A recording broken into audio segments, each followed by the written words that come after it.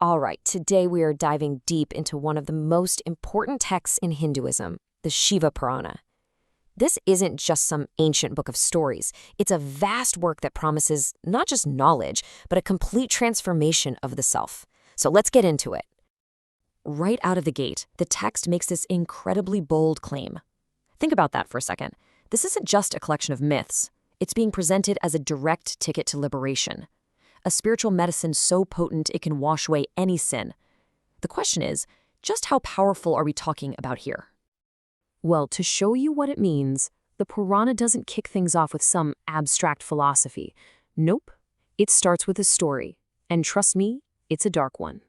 So, meet Devaraja. He's a Brahmana from the priestly class, but he's about as far from holy as you can get.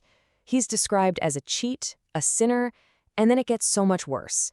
He ends up murdering his own family, all driven by his greed and lust for a courtesan. And this really is the core question, isn't it? By any normal standard, a guy like Devaraja is beyond saving. I mean, he has done the most horrible things imaginable. So what possible path to redemption could there be for someone like him? And this is where the story takes a wild turn. His big moment of change, it isn't some act of deep regret or a sudden change of heart. It's a complete accident. He's lying sick in a Shiva temple and just happens to overhear the text being read. He's not even trying to listen. He's just in the room. And boom, this moment proves the text's central claim. When the agents of Yama, the god of death, show up to take his soul, they're stopped by Shiva's own divine messengers. And they don't just save him from hell. They put him on a celestial chariot and fly him directly to Shiva's own home, Kailasa, just for hearing it. Incredible. Okay, so the story of Devaraja really sets the stage. It tells us that the Shiva Purana is unbelievably powerful. But that begs the question, why do you need a spiritual remedy that's that strong in the first place?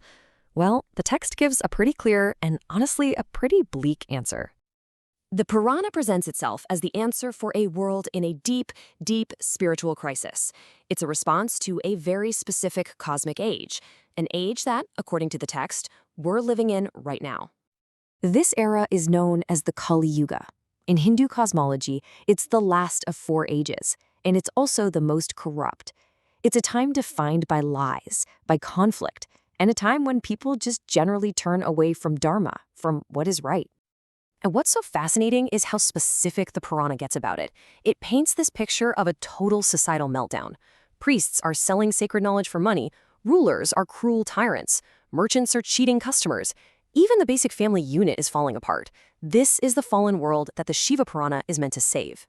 So if the problem is the Kali Yuga, then the solution is a whole category of texts made for this age, the Puranas. And they were held in such high regard that they were even called the 5th Veda. Now, originally, these were huge oral traditions, just passed down through the generations. Today, we can access them through amazing translations like this one by Bibek Debroy, which is actually the source for our explainer. It's our window into this ancient world. Now, it's really important to understand that there are 2 ways of looking at these texts. From a scholarly point of view, the word Purana just means old, and these are seen as smriti, that which is remembered, meaning they have human authors. But from a devotional standpoint, the Shiva Purana isn't just a book about Shiva. It is Shiva in literary form. And the sheer size of all this is just staggering. The 18 major Puranas, the Mahapuranas, are said to have about 409,500 verses. To put that into perspective, that's roughly 4 times the length of the entire Mahabharata. It's absolutely massive. So what exactly makes a text a Purana? Well, traditionally, it has to cover 5 core subjects, the Pancha Lakshmana.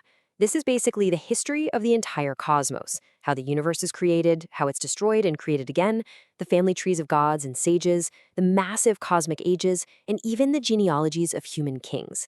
It's the whole shebang. But here's the thing.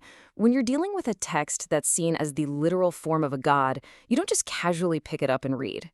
The Shiva Purana lays out very specific and very strict rules for how it's supposed to be heard.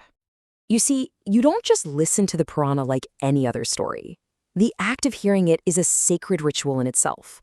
It's called a jnana yagya, or a knowledge sacrifice, and it requires real preparation, purity of mind, and your absolute focus. There's a whole code of conduct for the listener.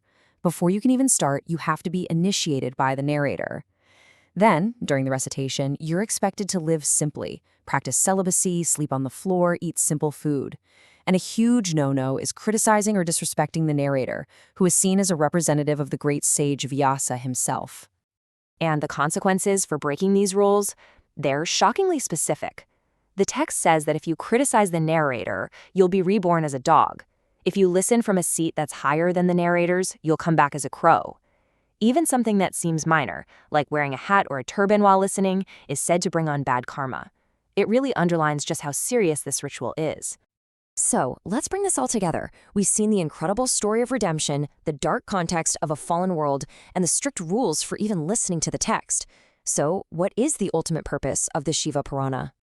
Well, the text itself makes its mission crystal clear. It calls itself the entire essence of Vedanta. That's the highest philosophical truth, but made easy to understand through stories.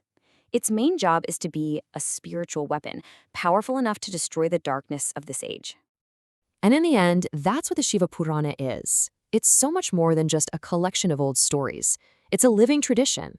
It offers a way to understand our place in the cosmos, and it provides a dramatic, powerful, and accessible path to salvation, even for people who, like Devaraja, seem completely and utterly lost. And that leaves us with a pretty big question for our own time. We live in an age where we are just saturated with information, with data coming at us 24/7. In a world like this, what does it mean for a single ancient text to claim that it holds the key to freedom?